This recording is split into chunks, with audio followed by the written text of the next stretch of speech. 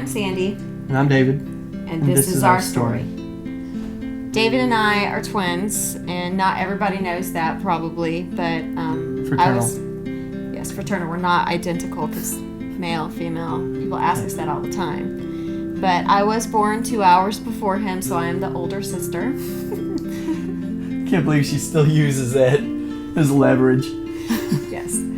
And what I remember about David, I kind of remember our mom trying to dress us the same. Like they would get us the same Dallas Cowboy outfits or Houston Oilers outfits. I'm glad you had clarification because I'm sure they were thinking I was in a dress. Just know that. I do remember one time you and I going into a haunted house. Do you remember the story? No. And there was a guy dressed up in a skeleton on the floor, and he grabbed my ankle. Yeah, I'm trying to remember, but I think I know. And did I attack him? Yes.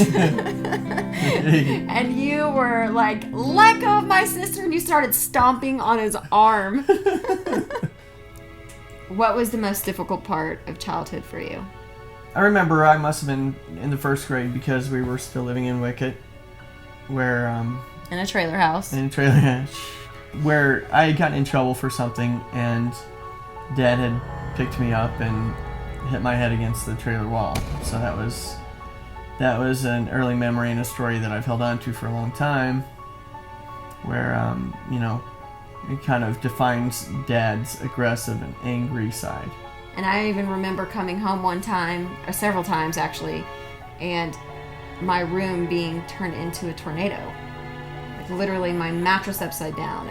Yeah, my recollection is that happened quite frequently. And, of course, now being grown, maybe it didn't happen as much as what I think it did, but I do remember every day coming home and waiting and wondering if that was going to happen. If we were going to walk in and our bed mattresses would be tossed on the floor, all of our clothes would be tossed in the middle.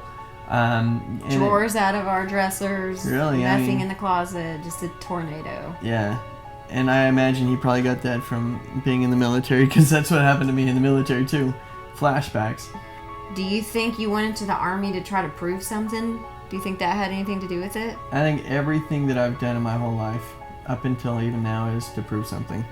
Always being the baby of the family, always being the smallest, always been the smallest, and in our family as well as in high school and as well as in my whole life, pretty much up until I graduated high school. Never really having anything that I felt like I stood out at, that I've always had to fight and achieve something to prove something. It's funny because, when we were in middle school and high school, something that you said earlier when we were talking and getting ready is that you felt like you didn't have any friends and you were trying to fit in, and I felt the same way. And I thought it was interesting that for a time it seemed like you and I had kind of pulled apart, even though we're twins and had spent a lot of time together, that as we got competitive and we started going different ways, you went into football and I went into cheerleading and gymnastics, but at the same time I didn't feel like I had any close friends. I had friends that I wanted to be closer to, but they had their own circle. And I think it's interesting that you and I felt the same way, and we didn't even know it. Yeah, because I guess we didn't really see each other for, going through the same things. It would have been nice to reflect back on it and, going back those 20 years. Has it been 20 years? 21, I think. 20 years, 21 years to go back into those points in our lives and depend on each other more. But I am so amazed by where we are. You're now a nurse. And what led you from the military to be working in an ER? I started thinking about going into the medical profession when I was in the Army. And one of my friends had expressed a desire to go into the field of being a paramedic, and I thought that would be cool. Then I started weighing all the benefits and everything like that, and I started looking into other areas of the medical profession, and nursing just seemed to have more benefits to it. I don't even know if ambition is the right word for it, but just always having a desire to be more, to doing more, And are you done?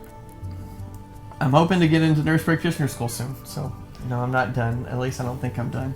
I hope I'm not done. And I feel the same, going from always wanting to be a teacher. My whole life I wanted to be a teacher. And once I was a teacher, I knew from the point I was a teacher that I was meant to continue to grow and to be more. And then moving into an assistant principal, and then moving into now this principal position, which I'm so excited that I'm at this level now, but I know that this isn't the end. I mean, we're almost 40, and I know, still young. Right, exactly. And there's so much more to our life than where we are now. We're not done. We're both still growing. We both still want to do more. Well, and to be honest with you, Sandy, you challenge me and you motivate me. I mean, here it is. You've got your master's degree and, recently running a marathon. You will not have any idea how many people I tell that to. You really won't. And, I mean, here I've got the swollen ankle to show that I'm still trying, to keep up, even through it all. Like, what is the lessons that you would take and pass on to somebody else? Everybody's got a choice and everybody's got a story. And as difficult as ours may have been, I'm sure it was harder than a lot and not as hard as a lot. And so we've made decisions. We've made conscious efforts to overcome the trials and tribulations that we went through. And realizing that, when it all comes down to it, you've got to look at yourself in the mirror and you've got to understand that that's the person who you've got to overcome. That's the person that you're going to be disappointing and letting down. You can only blame someone else for so long for not doing the things that you're meant to do. I think every one of us is meant to do something of value, and it's a matter of making the conscious decision to get past the wounds and the pain and the hurt that we go through as children, and realizing that we have the decision, we have the right, and we have the choice to do something better. I'm super proud of you as a dad and growing through your mistakes and becoming this amazing person that you are today. And I'm very, very happy that you're in my life. Likewise. And I love you.